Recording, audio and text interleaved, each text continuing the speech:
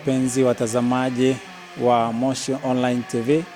Karibuni katika tafakari ya masomo Dominika ya pili ya Pasaka, ambayo inajulikana kama Dominika ya huruma ya Mungu. Kwanza ndugu zangu, tujiulize swali.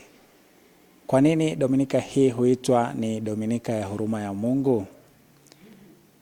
Ndugu zangu, hii ni siku maalum iliyotengwa na Kanisa Katoliki kwa agizo la Papa Yohane Paulo wa pili kujikita katika kutafakari na kusherekea upendo mkuu, msamaha na huruma ya Mungu usio na kikomo kwa wanadamu.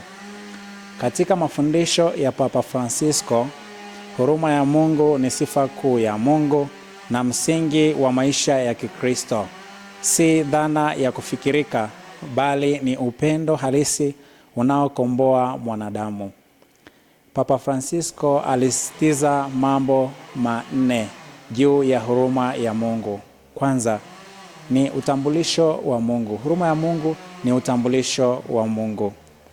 Huruma ndilo jina na utambulisho wa Mungu, akionyesha uso wa kibinadamu na wa kimungu. Pili, huruma ya Mungu ni wito wa uongofu. Wito wa uongofu. Papa anawaita wote, hata mafisadi, kutubu na kupokea huruma ya Mungu ili kuanza maisha mapya. Tatu, ni kimbilio la wanyonge. Huruma ya Mungu ni kimbilio la wanyonge. Huruma ya Mungu ni kisima cha neema na utakatifu, kimbilio kwa waliopoteza matumaini. Wale wote waliopoteza matumaini, kwa hiyo huruma ya Mungu ndio kimbilio lao. 4, uhusiano na upendo. Huruma ya Mungu ndugu zangu ni uhusiano na upendo, kwamba huruma inafungua malango ya mioyo kuonyesha upendo na ukarimu kwa walio upweke na maskini. Hivyo basi, Papa Francisco anahimiza kujiamini katika huruma ya Yesu na kuitumia kama mwongozo wa maisha ya kila siku. Ndugu zangu, katika Dominika ya leo basi dhamira kuu ya masomo yetu ni huruma ya Mungu na imani ya kweli. Huruma ya Mungu na imani ya kweli. Ndugu wapendwa watazamaji wa Moshi Online TV, leo tunaadhimisha Dominika ya pili ya Pasaka, ambayo pia hujulikana kama Dominika ya huruma ya Mungu. Ni siku maalum ambayo kanisa inatukumbusha juu ya upendo na huruma isio na mipaka ya Mungu kwa wanadamu wake. Masomo yetu siku ya leo, somo la kwanza linatoka katika kitabu cha Matendo ya Mitume sura ya pili aya ya 42 hadi ya 47. Somo la pili linatoka katika waraka wa kwanza wa Mtume Petro kwa watu wote sura ya kwanza aya 3 hadi ya 9. Injili inatoka katika Injili ya Yohane sura ya 20 aya ya 19 hadi ya 31. Ndugu zangu, katika somo la Injili ya leo tunakutana na tukio la Yesu Kristo kuwajia wanafunzi wake baada ya kufufuka. Kristo anawatokea wanafunzi wake baada ya ufufuko. Wanafunzi walikuwa wamejifungia kwa hofu, lakini Yesu anakuja katikati yao na kusema, amani iwe kwenu. Hii ni salamu ya faraja, ni salamu ya matumaini, ni salamu ya ushindi juu ya hofu. Katika tafakari ya haya masomo ya leo ndugu zangu, tunajifunza mambo makuu manne. Jambo la kwanza, huruma ya Mungu ni kwa wote. Huruma ya Mungu ndugu zangu ni kwa wote. Yesu hakuja kuwaadhibu wanafunzi kwa kumkimbia wakati wa mateso yake, bali aliwaletea amani na msamaha. Hii ni ishara wazi kwamba huruma ya Mungu haina mipaka.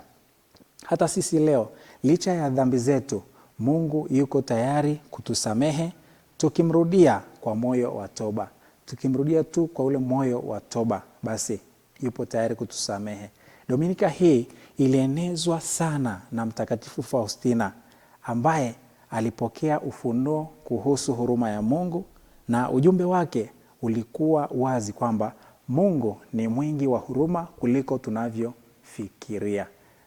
Namna tunavyofikiria juu ya huruma ya Mungu, huyu mtakatifu ambaye basi alikuwa ni mtawa ni Sister Faustina, hakika anakuambia kwamba ni tofauti na namna tunavyofikiria, namna tunavyowaza, kwamba ni kubwa mno kwetu sisi. Lakini jambo la pili tunalojifunza katika Dominika ya leo, tafakari ya masomo ya Dominika ya leo, ni kwamba imani ya kweli inashinda mashaka. Imani ya kweli inashinda mashaka. Tunamwona mtume Tomaso ambaye hakuwepo wakati Yesu alipowatokea mara ya kwanza. Aliporudi alitaka uthibitisho na alisema, nisipoona sitaamini. Hivyo basi hapa tunaona hali ya kibinadamu, ndugu zangu, kwamba mara nyingi tunataka ushahidi kabla ya kuamini. Mara nyingi tunataka ushahidi kabla ya kuamini, lakini Yesu anamjia Tomaso na kumruhusu aguse madonda yake. Tomaso anajibu kwa imani kuu, Bwana wangu na Mungu wangu. Baada ya kushuhudia, Yesu anasema, heri wale ambao hawakuona lakini wakaamini. Hii inawahusu sisi sote siku ya leo, ambapo basi ndugu zangu, kwa namna tulivyo kwa sasa, namna tunavyomwamini, ambapo basi kila mmoja wetu alikubali kubatizwa, akawa Mkristo, akawa mfuasi wa Kristo. Tuliamini, hatujaona hayo madonda, hatujaona hayo makovu, lakini tukaamini. Kwa kweli sisi tunayo heri. Kilichopo basi ni kuichumilia hiyo heri hadi mwisho wa maisha yetu katika ulimwengu, na hatimaye tuweze kuvikwa taji huko mbinguni na kufurahia maisha ya umilele. Na jambo la tatu, ndugu zangu, tunajifunza siku ya leo katika hii Dominika ya huruma ya Mungu, amani ya Kristo katikati ya hofu. Amani ya Kristo katikati ya hofu. Wanafunzi walikuwa wamejaa hofu na wasiwasi, lakini uwepo wa Yesu uliwaletea amani. Kristo alivyoingia katikati yao, amani ilikuja.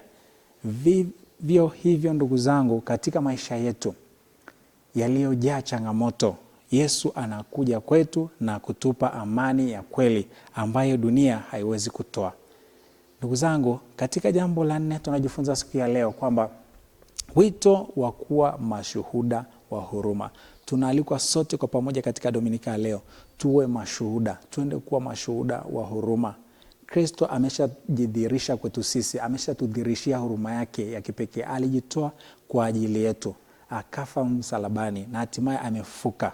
Hivyo basi tunafurahi kwamba ametutoa katika dhiki, ametutoa katika giza, ametuleta katika mwanga. Hivyo tunaalikwa sote kwa pamoja, ndugu zangu, tuende kuwa mashuhuda wa hiyo huruma, namna alivyojitoa kwa ajili yetu, akatusamehe dhambi zetu, akatutoa katika changamoto mbalimbali. Hivyo basi tunaalikwa sote kwa pamoja tuwe mashuhuda kwamba kwa namna tunavyoishi, basi tunavyoishi vizuri, basi kuweza kuwafariji watu, kuweza kuwatoa watu katika manunguniko, kuweza kuwatoa watu katika changamoto mbalimbali za maisha yao, na hatimaye kufurahia maisha kwa sababu ya huyu Yesu Kristo mfuka aliyeko ndani yetu. Baada ya kuwapa amani, Yesu aliwatuma wanafunzi wake, kama Baba alivyonituma mimi, nami nawatuma ninyi. Hii ina maana kuwa sisi pia tunaitwa kuwa vyombo vya huruma, ndugu zangu, kusamehe, kusaidia na kuonesha upendo kwa wengine. Lazima tusaidie, lazima tusamehe kama kweli tunataka kuwa vyombo vya huruma, kama tunataka kuwa mashuhuda wa hii huruma ya Mwenyezi Mungu. Ndugu watazamaji wa Moshi Online TV, Dominika hii inatualika sote kwa pamoja kwa mambo makuu matatu. La kwanza, kumtumainia Mungu bila mashaka makubwa. Tusimtumainie Mwenyezi Mungu tukiwa na mashaka. Tujiamini kwa sababu tunaye Mwokozi, tunaye mkubwa wetu ambaye yeye ndiye anayejua mwanzo wetu, anayejua mwisho wetu. Kwa hiyo tuwe na matumaini makubwa. Pia kupokea na kuishi huruma yake, ile huruma ya Mwenyezi Mungu aliyotujalia, aliyotukirimia kupitia mwanae Yesu Kristo, basi tuipokee na kuishi.